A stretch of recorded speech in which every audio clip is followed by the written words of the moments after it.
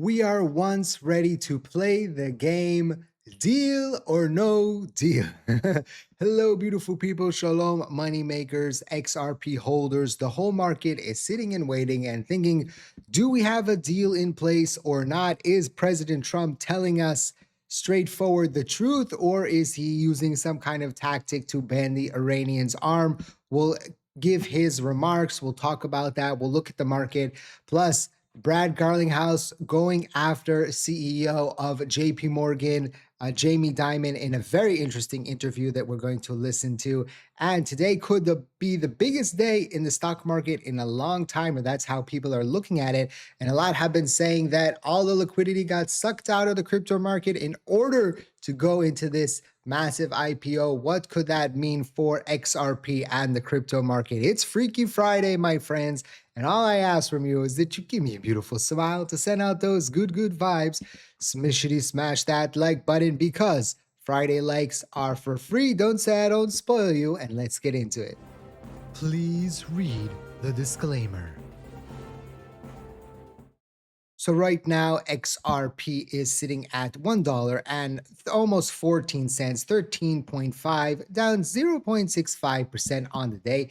It's not just XRP. You can see Bitcoin also dropped to a lower level than it was last night when it popped up and hit the resistance. Look how beautiful Bitcoin hit the resistance here. 1, 2, and pull back with a more ferocious actually, XRP, let's chart that out because it looks like an area of resistance here also for XRP at 115. I'm always adding to the chart. You know, for XRP, things are dynamic. Yes, we do have our long-term, charts and support and resistance levels that we have seen over a long period of time.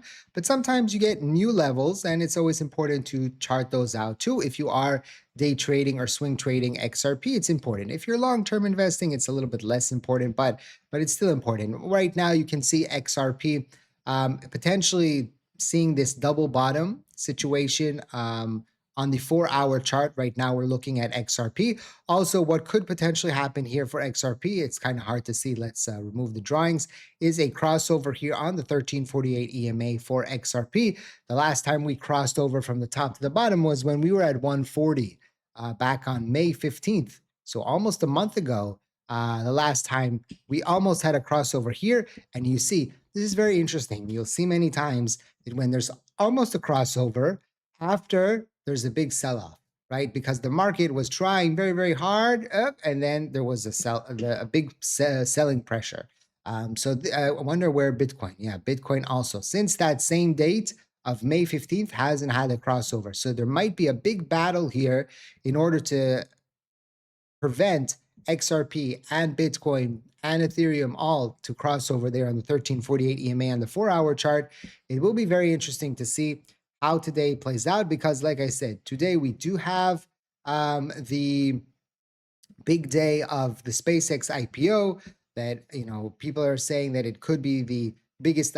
It's probably going to be the biggest IPO just market cap wise, but I wonder how it will be from a standpoint of volatility and funds that are going into, like how much daily trading is going to happen on the stock. Is that also going to be all time? And how much of that liquidity, right, will come back to the markets after the first day? So we might have a situation where, yes, there are some assets that are locked in because people that bought pre-IPO are locked in for a significant amount of time. They can sell. But there's a lot of people that are waiting on the sidelines trying to buy after the initial IPO. It happens usually midday that you're going to see the stock actually start trading. And then a lot of that money could start, maybe on Saturday, Sunday, even maybe next week into Monday, start selling out of the stock and coming back into the crypto market. So we're going to wait and see. I think by next week, midweek, we'll know a little bit what's going on there. It will be very interesting. It's like, will Elon Musk become the first trillionaire and everything that's happening there? I think today is going to be a little bit long, a little bit of a doozy because the clip that I want to play with you with Brad is about 7 minutes long. We'll see if we're going to listen to the whole thing. But before that, I just want to remind you that this video is for educational purposes, for entertainment purposes only, not financial advice. Always do your own due diligence before you decide to invest. So, is the peace deal even real? Donald Trump claims the deal with Iran is on its final terms and will sign in Europe over the weekend, yet says he won't be there as the White House hosts the controversial UFC fights on its lawn. Senior Iranian officials and state media have since made it clear that Iran has not agreed to anything, as expected. Right? I told you in that tweet last night that he didn't mention Iran, right? He mentioned all these countries that have agreed, but no Iran. Still, oil price fell and stocks rallied again, despite this being nearly the 40th time the president has fed the market a fairy tale of a deal is closed. Right. That's why I opened the video with deal or no deal. It says we ended the war with Iran today. The documents are fine in the final shape and we'll have signing soon. So we'll see. I wonder where's oil right now. 84. Right. It's still early, so we'll see what happens there. It's 9:30 a.m. my time. I just looked now. Overnight trading also is it's similar to crypto. Like not a lot of movement. I think what's happening right now is the whole market is waiting to see what is going to happen right now. Now, if we do get a deal and we do get something big, you can always take advantage of it. Of course, with our partner BTCC. If you're interested, there's actually a big promotion going on right now for the World Cup, and up to I think it's like $1 million in prizes there. So if you are interested, a link is in the description down below. Let me get that like prospect up. Yeah, there's like a showdown, right, for the World Cup, and already 318,000 have been unlocked. So if you are interested in participating in the battle here, link is in the description down below. You can be part of that too, and you can sign up using my link and trade the crypto market as well, and trade XRP. So if you are interested, link is in the description down below. Again, this is an affiliate link, so I will get a commission if you do sign up using my link. So I really appreciate it. It helps, it supports the channel, makes us keep going. If you're already trading and you're already using other platforms, BTCC is our way to go. This is the exchange that I use. So if you are interested, link is in the description down below. So let's talk a little bit about what Jamie Dimon and Brad Garlinghouse got into a fight here. And it came from this interview. Let's take a listen. It's 9 minutes, 7 minutes. So we'll see. Maybe we'll cut it short, but I want to listen to the whole thing. Let's take a listen. You know what? I'll try to go a little bit fast so we can get through it. Let's do 125. Okay, don't worry about it. Put me on 075. For being here, and let me just say that Galaxy is predicting a 60% chance that the Clarity Bill passes before the August recess. That's lower than a previous estimate. But you heard what Jamie Dimon said to me. He's not happy with the Clarity Act. He doesn't like the fact that the crypto companies will be able to pay rewards. He's going to fight it and continue fighting it. He doesn't believe Brian Armstrong at Coinbase is representing the industry. What is your take from Ripple's standpoint? Well, first, I think you have to recognize that Jamie Dimon has been dismissing this industry for a decade. He's called it a Ponzi scheme. He's called Bitcoin a pet rock. And if you look at JP Morgan, they generate $20 billion of revenue from their payments business and over $5 billion of profit. So I think Jamie Dimon also should be clear that he is trying to protect and dig a deeper moat for a business that's extremely profitable for them, and they want to kind of maintain the status quo. So I think as much as we could talk about whether or not Brian Armstrong is representing the industry, he's not. He's representing Coinbase, and in certain ways, he's going to look out for Coinbase's best interest. But at the end of the day, I think what Jamie Dimon did a disservice around when he did that interview with you, which I think was a great interview, is that he's representing that this reduces compliance concerns, or it actually makes it easier to do bad things. And that's just not true. It's either intentionally misrepresentation or even negligent to try to make support for the Clarity Act go away. Okay. Well, Brad, I mean, this is a victory for Ripple, and it's a victory for the crypto industry. How do you turn or convert regulatory victories here, where you are looking at a framework and you are looking at the regulation open up for the crypto industry? How do you turn that into financial adoption when you look at Main Street, when you look at potential customers?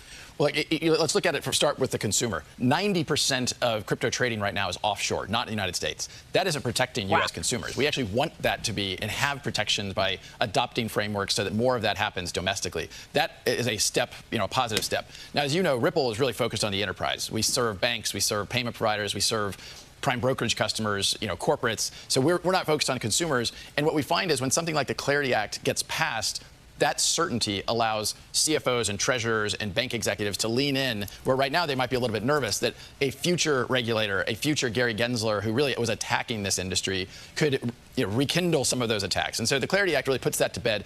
As Tim Scott said on this show earlier today, it allows the United States to lead in an industry where we have been lagging because we haven't had this clarity. The industry wants clarity and wants regulation. And when you have Jamie Dimon representing that somehow we're trying to circumvent regulation, like nothing could be further from the truth. So, of course, Jamie Dimon is going to think that, like Brad said. Of course, he's going to be someone's trying to undercut his business. Of course, he's going to be anti that. But you know what Brad just said there, and it's true. 90% of what's going on right now, just from a standpoint of trading, is happening outside the United States. But most of it is U.S. consumers, right? It's U.S. consumers that are using VPNs that are trading on offshore exchanges, right? And or not U.S. exchanges. And so this could potentially all be in the U.S. All the U.S. Bandwidth could potentially be in the U.S. in U.S. companies, and then these U.S. companies could be paying U.S. taxes, and that U.S. taxes could be going to making U.S. Better, right? So they're leaving a lot of money on the table, and Jamie Dimon just is looking out for Jamie Dimon, and the banking community is just looking out for the banking community and not looking out for the consumer. Right. Well, Ripple is launching a new AI starter kit for the XRP ledger, curated set of tools to allow developers to build agent-powered applications and make payments on the company's ledger. Brad, this is a big deal. Congrats on this launch. Tell us more about this. Well, look, we all, I think, are trying to figure out what AI is going to and how it's going to change our economy, how it's going to change workers, but it's also going to change infrastructure. And you are already seeing really experimentation and science experiments, but you're seeing examples where AI agents actually are enabling payments. And so we want to make sure that we are future ready and future proof is how we think about XRP and the XRP ledger. There's an announcement yesterday where MasterCard is partnering with about 30 different companies in the industry to help construct some of that. We were a part of that. And we certainly think there's going to be more opportunity around that. That's not to say there's not going to be risks. I think sometimes the excitement around these things get ahead of reality. I'm not going to go connect a AI agent to my brokerage account or my primary checking account. I'm happy to go experiment and to do things, and let's see where this all goes. But I think there's going to have to be a lot of protections and structure around that before people really connect their bank account to an AI agent. Well, you're right. And that is why I think there is a very significant amount of seriousness on this issue in government. People recognize that there are risks to agentic AI. We've seen, evidence that they can act or behave unpredictably. So what kind of legislation do you want to see in place in terms of putting the guidelines? And when we look at Congress passing comprehensive digital assets legislation, what does that unlock for Ripple right now that cannot happen currently? Well, I think as we have seen, we're kind of late to the game with legislation around digital assets. I think we should get ahead of that around AI. Ripple isn't obviously going to lead that effort the way we have it around digital assets. But again, unlocking that clarity. I mean, Ripple has grown dramatically over the course of the last year. Without that, a lot of that growth is non-U.S. We expect to end this year with $1 billion revenue run rate, not including the XRP on our balance sheet. So we're seeing dramatic growth because we're able to serve a broader set of customers. There's significant demand. And even as I said earlier, Jamie Dimon used to only say bad things about this industry, and even he is acknowledging things like stablecoins are really going to be an integral part of our future payment system. I think just about want to stop Brad there for a second. He said, most of their business is outside of the U.S. still. When President Trump came into office, we talked about this, how Ripple would potentially get so much business outside of the U.S., right? Because there were so many places that were afraid to do business because of the court case, right? Because of what was happening in the US. And they wanted to do business. The regulatory framework allowed them but they were saying, well, you have your problems in the US. I don't know if I want to deal with you, right? Now that that's over, all these companies outside of the US are opening their arms. And in the US, a lot of companies, I think, are still waiting for the Clarity Act. It could be game changer for Ripple and potentially for XRP down the line. System. Oh, you're absolutely right. So when you look at the growth story at Ripple, we want to take a look at XRP this morning. But where is the next major growth market right now for Ripple? Is it in payments? Is it at tokenized assets? Is it stablecoins or banking infrastructure? Well, look, we have seen dramatic growth in our what we call Ripple Treasury. Ripple Treasury is infrastructure. Think about it as a CFO's dashboard. So if you're running a Fortune 50 all the way down to a Fortune 2000 company and you've got bank accounts and currencies around the world, having a single snapshot so you can see what currencies you're holding, where your liquidity opportunity is, that has been a big growth area for us. And what we know is those CFOs, more than ever before, are asking, hey, how could stablecoins fit into that mix? And the opportunity to then bring RLUSD, Ripple stablecoin, to the fore and solve those payments problems and just making it seamless. I'm super excited about the acquisitions we made last year and how these different pieces fit together and unlock for customers like CFOs, for customers around payments. And our stablecoin growth, we launched that about 18 months ago, and it's already a top 5 stablecoin. We're continuing to see growth there, and we're certainly excited about what's ahead in 2026. Well, those acquisitions certainly made a lot of investors believe that Ripple has become part of the global financial system. And do you want to do more acquisitions to continue scaling up? Do you need that to scale up? Right now, Maria, it's kind of, focus on what we have, stick to our knitting a little bit. When you go out and buy 2 kind of very large organizations, you're integrating those, you kind of want to take a moment and digest. There is, however, a lot of dynamic activity in our industry. You saw Bullish, a public company, announce a deal for Equinity, which I think is a very smart deal for them. Yeah. So I think you're going to continue to see opportunities, and we will remain proactive. We have a very So basically right now, they're not going to be taking on any new companies. The music started there, so I wasn't sure I might get a copyright strike there. But it will be very interesting to see what happens. And of course, we do have the Clarity Act potentially coming soon with the White House Crypto Council and Patrick Witt hosted law enforcement administration official and congressional members Wednesday. And I just saw a tweet from Coinbase CLO, Chief Legal Officer, saying that if Clarity Act passes, Patrick Witt needs to get a gold statue on the White House lawn. But yeah, he's doing a lot of work here for the Clarity Act, for the crypto industry. And it will be very interesting to see what happens. How does this play out? How does this benefit XRP? How does this benefit XRP's price action? Let me know in the comment section down below. Do you think XRP and the crypto markets are going to continue to, have volatility until we get like an official 2 signings, right? We need 2 signings right now. Signing of the Clarity Act and signing of the peace agreement between Iran, Israel, and the United States. Does XRP continue to, move up and down, sideways, consolidation? Or do we actually have a potential to see a breakout? Is everybody going to be interested in the World Cup and not in crypto? What country are you rooting for? Most of you I know are for the United States of America, so I'm thinking that's who you're rooting for. But if you're not, my hometown, my home country is not in the World Cup. We're good in basketball, but not so good in football, soccer, right?